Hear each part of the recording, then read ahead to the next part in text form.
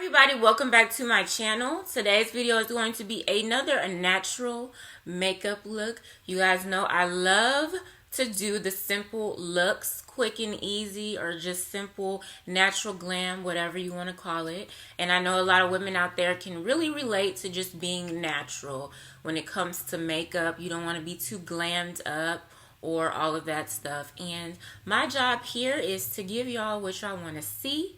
A lot of y'all want to see more natural looks and all that stuff. So that's what I'm going to do for you guys. But anywho, because this is really cute. I did this a couple weeks ago and I like the way it turned out.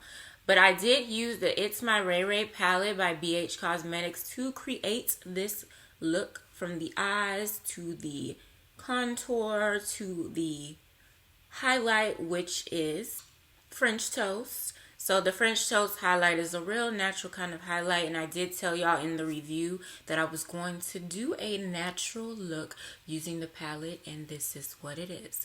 So I hope you guys enjoyed the video. Make sure you give this video a thumbs up.